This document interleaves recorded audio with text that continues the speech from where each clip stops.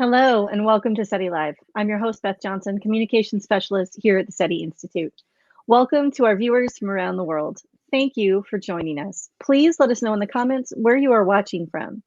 Also, welcome in to listeners on the podcast version of SETI Live, available on most podcast platforms. And if you are watching this after our live stream, thank you for taking the time to do so. Well, it has come about that we are adding another host. No one is leaving. No one is leaving. I am still here. Frank is still here. Simon is still here. Bettina will be here. But today I have the privilege of welcoming in Dr. Moiya McTier, who I have been friends with for what, a decade now? Something wild? About that. I don't know. What is time? What is time? Yeah. So Moiya and I have worked together on and off over the years. We were both journalists on Weekly Space Hangout.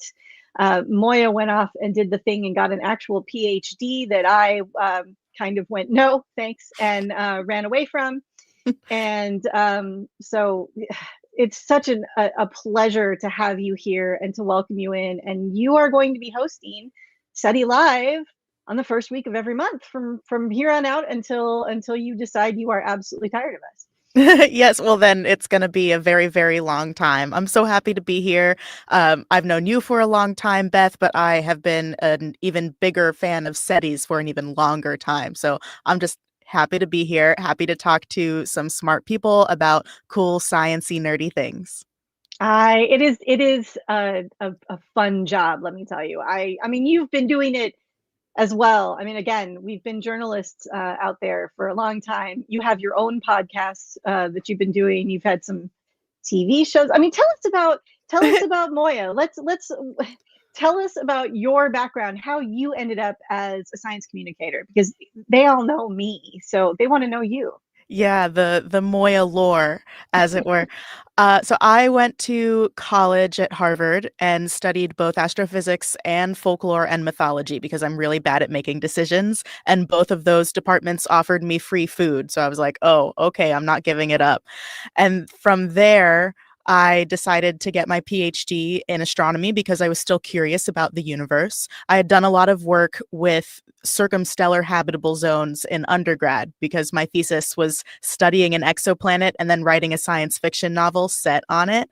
And I was curious if there was the similar concept, but on a galactic scale. So my PhD dissertation was on the galactic habitable zone, trying to constrain where we might expect to find life like us in the galaxy. And since I graduated in 2021, I think, because again, what is time? I have been working as a full-time freelance science communicator. I write books. My first one was called The Milky Way, an autobiography of our galaxy, where I told the story of the universe from the Milky Way's very sassy perspective. I host shows like my podcast, Pale Blue Pod, which is for people who are afraid of space, and I'm trying to make it seem cozy and more familiar to people who have often felt unwelcome in science environments, and events. I've hosted the Drake Awards for SETI, and I just love any opportunity to help people understand the universe around us better. I love combining the science and the folklore side of things, so you'll probably hear me talk or ask about old myths that have to do with space, creation stories, and how they compare to the Big Bang Theory. I love thinking about that stuff. But I also really love planets and galaxy evolution and interdisciplinary work because my dissertation was, a combination of so many different fields. I think that's me in a nutshell. That seems like a pretty broad, here is Moiya kind of backstory. It tracks with everything I know about you. I finally got the pleasure, having known you for a decade. Of course, I have known you online. Yes. And we finally got to meet I think late last year when you came out and you got to host a SETI Talks event that we did, the once and only SETI Talks event we did at Chabot Space Science Center. Mm-hmm. And that was really great for both of us. One, I got to check in and actually meet you, and that was fantastic. And two, there was actually a lot of like folklore going on at that event that you got to go listen to and learn about while you were there. So Mhm. we got to dive into all of our areas. I helped kids make things. You got to learn things. It was fun. It was. It was a great time. So we are both science communicators. We kind of came up through, I guess, the glory days of social media at this point. It's sad to say, but true. Mhm. When we were all sort of like this tight knit science communicator group and knew everybody, and it wasn't that big. How do you feel science communication has changed in the last, say, decade and a half? Again, what is time, but how has it changed in your perspective? Mhm. Yeah, it's definitely more online. It's more people in their rooms or studios producing content for TikTok or Instagram. And I feel like I came up at a time where it really was talks. Mhm. Maybe that's because I started doing SciComm for Real in New York City, which has, I think, a pretty thriving science comedy in-person event scene. And that was the norm here. Even if it was like a tiny audience, it was more about getting in front of people instead of putting it online. And that's just where everything has moved these days. But that does mean that there's more interesting collaborations possible, because you don't have to be in person to do them. Mhm. Case in point. Exactly, exactly. I But am. I miss, I miss it. I I love Yeah. in-person events. Yeah. I do miss. We used to have a pretty thriving astronomy on tap here. You still have an astronomy on tap going on, and unfortunately, the lockdown really took out some of the things that we used to do in person Yeah. and shifted a lot of people around who decided that now is a good time to move someplace else. And so, unfortunately, yeah, we lost that here. And I keep trying to find new and different ways to explore what we have locally and try and get some more local events going. I mean, we have a lot of museums here too, so there's no reason why we shouldn't.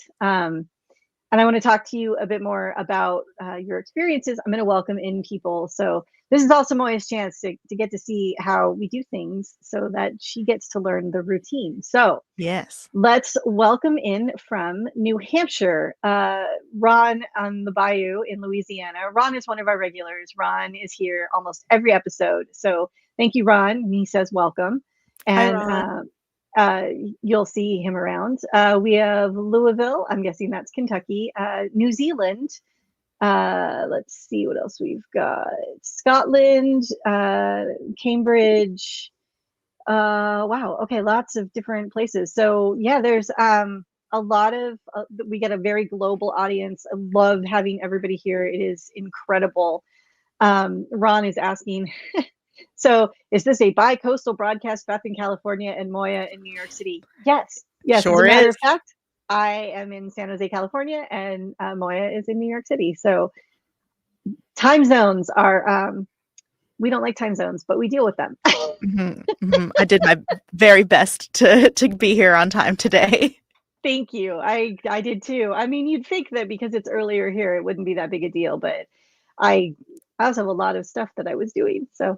Um, so Moya, science communication has changed a lot in the last decade. You are making some short videos. What has your experience been dealing with Instagram and TikTok and reels and stories and all these things? I'm Mm. mostly curious for myself, but you know.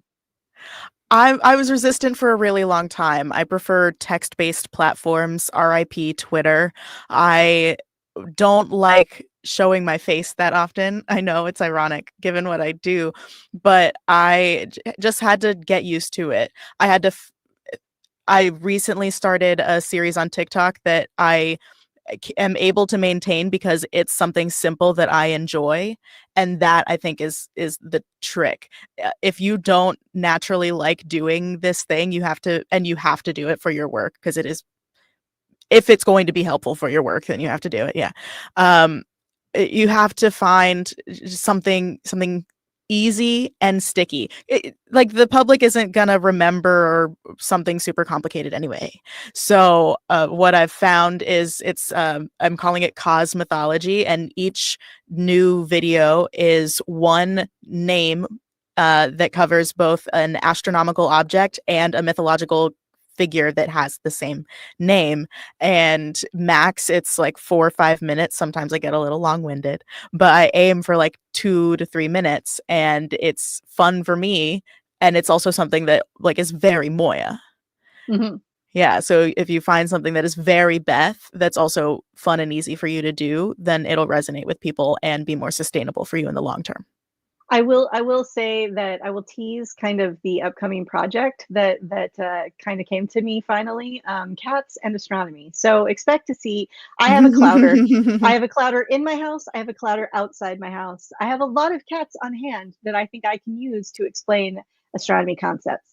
So expect to see that. I think that's a direction that I'm going to be going in, because I too was not amenable to being on camera. When I originally started this position over a decade ago, one of the things in my contract was not just handling social media, but maybe doing, online events and moderating them. And I was sort of, no. And here we are today, doing a weekly space show. So yeah, things change and I'm getting more comfortable on camera. I'd like to think that that's gotten to be pretty good. Yeah. Also, it's like if you do it enough, then each one is less important than the last. So like just go for it. And there's also the fake it till you make it kind of ideal, right? Like you just put it out there, believe that it's going to work, and then the next time you'll believe it a little bit more, and the next time you'll believe it a bit more. So it's just put yourself out there, and I think that applies to any topic. If you have something that you are passionate about, educated on, and interested in, share it with people. I mean, that's how Moiya and I got here. We love astronomy, and we just wanted to talk about it, and someone decided that they would pay us to do so. Thank you. Nice. How do you handle science misinformation?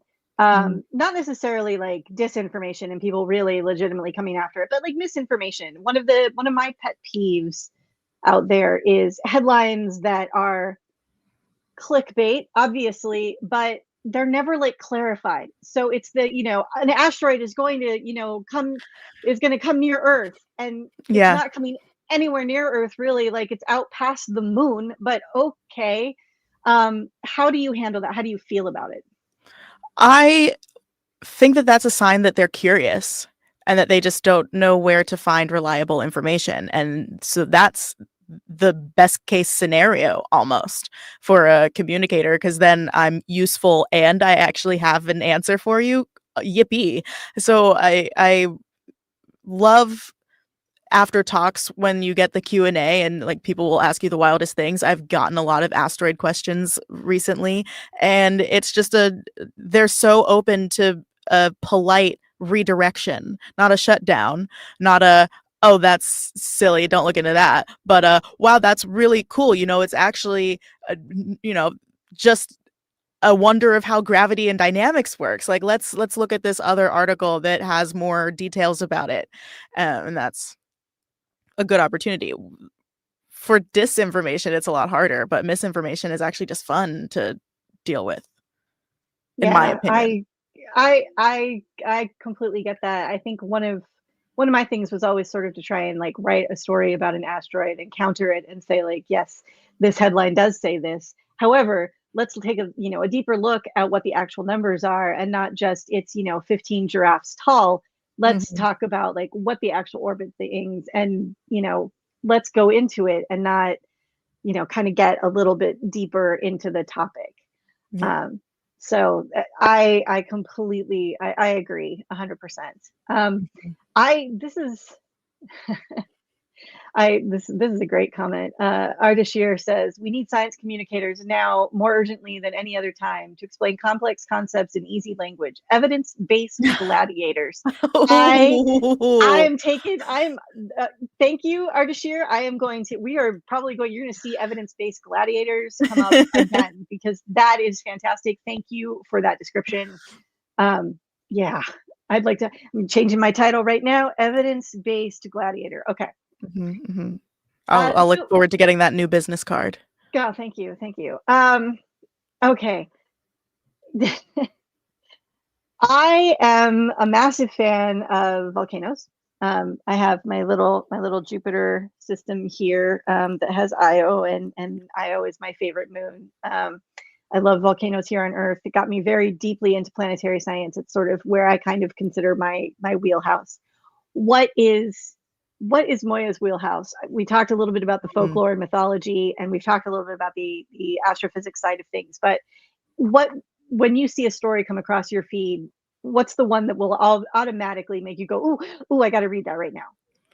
Planet characterization. And I know at this point it's old hat. It's not exciting to find a new planet anymore because there are thousands of them that we know of for sure. But I love fictional world building. And when I hear about a new planet that we've discovered and we find that it has, a super thick atmosphere or that it rains glass sideways, I know that's the clickbaity headline part of it. But then I get to dig deeper and think about the actual pressures on the surface of the planet. And that gives me a fun world building exercise to do. So I will always read a new planet characterization story. I have to know again, kind of for my own edification. Do you, when you get those, does it behoove you to write a story, or do you just enjoy it and you don't sit down and sort of follow the same thing that you had to do for your thesis? You just uh, No, you want to work up fiction? I world build for world building's sake. Okay. I have a dream of one day after retiring from a long career of hosting science comedy TV shows, writing a bunch of fantasy novels. And I have a list of stories in my phone that I'll write under a pseudonym, and that'll be glorious. But for now, I just want to build the worlds and other people can put things in them. I don't tell anyone about the worlds anymore, but I have 100 worlds in a podcast that I did for 4 years that people can play with. I like this. Asan is asking on this topic, frictional world building. What's your favorite sci-fi that gets you excited? Oh, oh. See, I don't really like sci-fi, but I do love Stargate. And I think it's because they don't spend time in space, at least until the later seasons. It's because they're really just exploring new worlds and Hmm. the cultures there, and you get to skip over all of the space travel. There's still interesting science in it, and like Mika McKinnon, I think is one of the coolest people on the planet, who is one of the science advisors for Stargate. So I love me some SG-1, even some Atlantis. I will give you. And there are others. I will say I'm more of a Trekkie than a Star Wars person, but all of my favorite fictional worlds are fantasy worlds. Okay, that makes perfect sense. I too am a massive. Well, I'm obviously a Trekkie. On the side, Frank and I do a thing called Sci-Fi Reality Check that started off as the Grudge Report because we were based off of Grudge the cat from Star Trek Discovery. Long story short, it's still there. We haven't. We're working on it. We've got plans, so don't worry. It's coming back, folks. But SG-1, absolutely, and I particularly love the way they handle just can you go step onto an alien world? Is it possible? Is it safe? What sort of you and Stargate did a really good job of combining sort of like the physics of it, the culture of it, and the Mhm. language of it. So, I do agree. That's probably expect that Moya and I might do something SG-1 related at some point because we can't help ourselves. Yeah, yeah. Um, I will say that after I declared my double major in folk and myth and astro, I kind of back rationalized it by saying if there is a Stargate program, I'm the perfect combination of Sam and Daniel, and they would have to bring me on oh, to I the like team. this. Yes. I like this. I Yeah. I just kind of said I was more like on the Sam side of things without the military part. Although to be fair, I am an Air Force brat. But that being said, I'm the same way. I want to be a part of that. Like I'm like I've got degrees in astro. Let's do the thing. Uh, uh, Omnipotent Media, also one of our regulars. Thank you for being here pretty much every episode.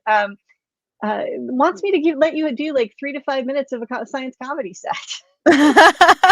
Oh, I have done stand up before. That is not something you want to see, trust me. No, it's a lot of shows that pair scientists or other experts. I've seen like legal experts with comedians, and it's not that you're doing a stand-up set, but you are talking about science in a comedic way. Um, all very funny people who make me laugh a lot. If you're ever in New York, check out Caveat. That's where I'd say the science comedy scene is really bursting. Yeah, that makes sense. It's the same thing with like Star Talk. Neil deGrasse Tyson has his co-host is a comedian, and it does help you sort of stay grounded in reality and not just long-winded technical explanations, because sometimes we can do that. Exactly. Yeah. So, all right. There's a few questions. Let's see. Okay. This is going to come up a lot right now, so let's tackle this early on. Subramanya wants us to talk about 3i Atlas. Now, obviously, maybe not in your wheelhouse. It's a cometary body. What is your take on the situation with it? I don't just mean this, what's your take on the science? The science is there. Everybody's talking about the science. However, a handful of people are talking about it being something else. Aliens, specifically, an alien ship. What's your take on this, and why? How would you handle it?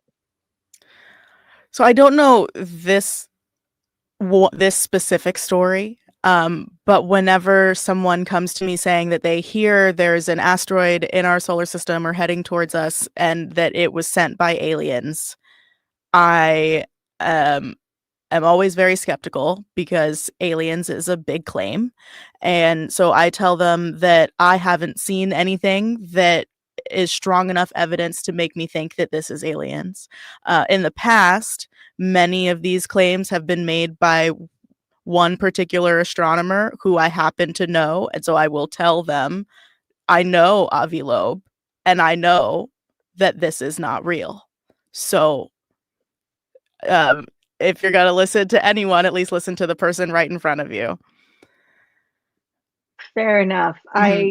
It's definitely been a struggle. I think one of the things that has frustrated me a little bit has been, tell us the truth about it. It's just not the truth that you want to hear, and I don't know how to make that work. I don't know how to fix that for someone who's positive that it is aliens, and that it is not just a comet or a rock floating through our system. So it gets a little disappointing. You deal with more aggressive people than I do, it seems. I am usually talking to people about science at a show that they opted into hearing about, or it's at a bar, or it's, in a very friendly environment. I'm sorry that you're getting a lot of the like very aggressive pushback. Like, no, it must be aliens. Yeah, that's unfortunate. That's gonna be, just you wait. You're gonna get to see that from that side. It's not bad. People are generally really, really polite. I mean, this crowd is right now, I have to say, you are all like encouraging me in the background of the comments, saying that I do a great job and that they're really happy, and it's very, very, very sweet. And also, someone has told me not to lose my background picture, so I will work very hard to not lose that. I am eventually going to finish my studio back behind the screen, but for the moment, we'll leave it. There's a really good question in here, and I want to ask it because I do think it's relevant to both of us. Jeremy is asking, how can someone without a degree get interaction with serious understanding about topics like cosmology, astronomy, physics, math, etc.? Usually, if you're near a university, there are public talks from a physics or astronomy department that you can attend. And from there, hopefully you can develop some sort of relationship with the speaker if you want to. You can go to more of their talks, you can hear more about their research, and from there it's like a network that you can move out from that person. If they are a planet researcher, then they must also know about stars, so you can branch out to stars from there. If there's not a university with an astronomy or physics department, then check for amateur astronomy societies. They will bring in speakers. That's how I got my start, often with science communication, by going out and visiting these astronomy clubs. But I think you can always reach out to researchers. We loved it when people had genuine questions about our work, that are not just like condescending contradictions. But if you're just really curious about what a paper is about, usually the author is very happy to nerd out with you. Absolutely. We don't do this simply because one of the things that I hear a lot from people who disbelieve what we are saying is that we're hiding the results because of money, because we want to keep our funding. And I have to laugh because I just look around and I go, what funding? None of us are making it rich off of being researchers. It's just not how this works, particularly in our field. Everybody's got at least like 3 or 4 side gigs happening. You could look at Frank, our co-host. Frank is involved in at least 3 organizations, 2 of which he has helped found, 1 of which he is now the CEO of, because that's just what you do. You have to find all these different ways to keep yourself funded. It's not great money. So what we do is we do it because we love it so much. And so, yeah, if you ask a scientist about their work, 9 times out of 10, they will happily talk your ear off. And you might regret having asked the question. So that is solid advice, especially to the astronomy groups. We have a lot here in the Bay Area. There is the Night Sky Network through, which is loosely organized by NASA JPL. Obviously, kind of not right now. Nothing's going to be getting updated, but astronomy organizations can report in and say that they exist, and then you can find one in your area. So solid advice. I like that. Asan has another good question. What's the first question you get in a bar when people find out you are an astrophysicist? I usually keep that information tucked away as long as I can, unless people have been mean to me. But usually afterwards, it's lately one of these asteroid questions, or always, do you think there are aliens? Okay, well, very good And the question. answer, And the yes. answer is? The answer is, I personally think that there is other life out there. I have not seen enough evidence to suggest that it has actually been here, or that any earthly creatures have observed and recorded them. Exactly. I think that's 100% right on the money. Extraordinary claims require extraordinary evidence. And I think at any point in time, there's always someone saying it's aliens. Hashtag it's never aliens. Yeah. Until it is. I mean, that's the thing. One day, hopefully it will be. And Yeah. I will shout that from the rooftops. And that's the thing. I always follow up my answer with, and I know that there aren't aliens because astronomers are messy gossips. And if any one of us had actually found aliens, we would all know. There has never been an exciting planet story that was embargoed that I didn't know about before the embargo was lifted. 100%. I mean, Seth Shostak tells a story of getting a phone call from a journalist asking about a signal he hadn't even heard about yet. So it's very, very true. We can't keep a secret. And first off, we're excited to do what we do, and we want everybody to know if we found something. I found a meteor shower in my data, and I think I must have told half a dozen of my friends before I'd ever written anything about it. And then it turned out that another group had actually found it as well and published before I had a chance. But I was so excited to do that. So if you have questions for Moiya, just ask in the comments. We can read them and see them. So don't worry, we're seeing what we've got. We're kind of at the tail end of our half an hour. I'm going to throw this last question from the audience. I think this is going to be the last one that we take. But Terrence is asking, what was the hardest, most challenging task that you've accomplished as an astrophysicist? The PhD was really hard. I don't fault you for not going through it, Beth. I think you made the wiser decision. I cried a lot, but specifically within that, in the research part of it, the data sets were just so huge, and coming up with a strategy for managing and combing through and analyzing all of that was, I think, the biggest intellectual or like logistical challenge of my research project. Yeah, I got everything but the thesis is what I say about my master's. Did all the coursework and cried a lot. I was doing it in geology. It was, yeah, it was, Mhm. yeah, exactly. You know what? There are more questions. Moiya, are you cool for answering a few more? I can be here for another like 10 Okay. minutes. Yeah. All right. Let's see. This one is kind of, Terrence has another question that I think is kind of just a good one to answer. If the closest thing to alien life is a microbe in our solar system, is it considered extraterrestrial life? Yeah. Yeah, Not one you want to get a beer with, but yeah, it's still life. 100%. Let's see. Space TV is asking, what does Moiya personally think is the most interesting mystery in the universe? What's up with dark energy, yo?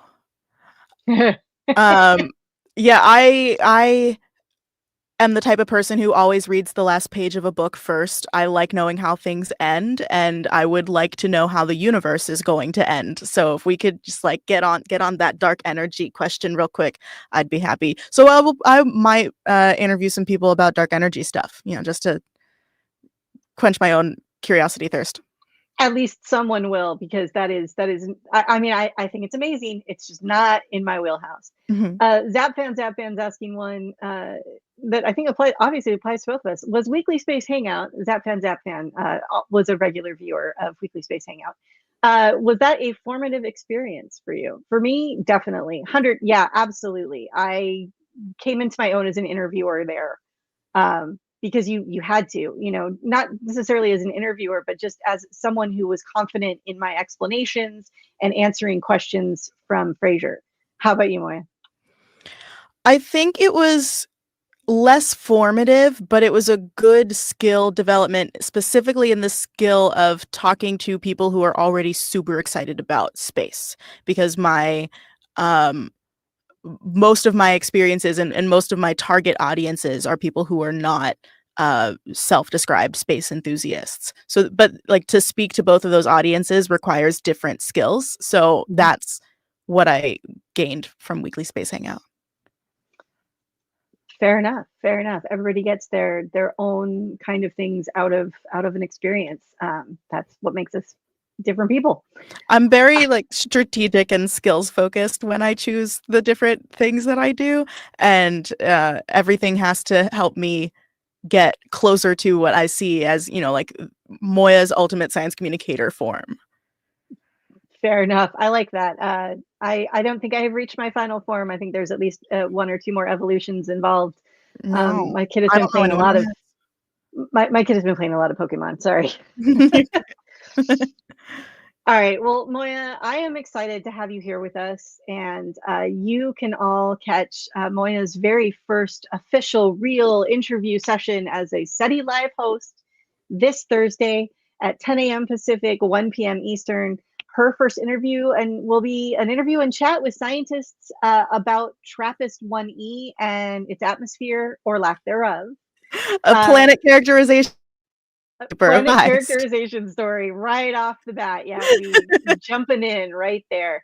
So join Moiya. I'm going to be in the background, but join Moiya on Thursday and bring your questions and see how that goes, because it's going to be really cool. Yay. Moiya, thanks for being here. Thanks for joining us and for answering all of mine and everybody else's questions. So much No, appreciated. thanks for asking. Thanks for having me, and I'll see you all on Thursday, I hope. All right, everybody, if you enjoyed this conversation, please like it, share it with your fellow space science nerds, and subscribe on our YouTube channel for more interviews like this one and with other scientists. Again, join us Thursday for Moiya's first SETI Live. And as always, the SETI Institute is a 501c3 nonprofit. Your bits, your subs, your super chats, your stickers, all of these things go to support our outreach program and are greatly appreciated. If we haven't thanked you online live for making a donation, sometimes they don't come through on my screen, but thank you so much. If you want to make a larger donation and are in a position to do so, you can go to SETI.org, click that red Donate Now button, and go ahead and make that gift. And also subscribe to our newsletter. We put out a weekly newsletter called Journey, where you will get all of this stuff straight into your email box, plus stories from the SETI Institute about our current work and what we think of some of the stuff that's going on out there. So Natalie Cabral wrote an article about Comet 3i Atlas. You can catch all of this there. Until next time, everybody, thank you for joining us. Keep looking up and stay curious.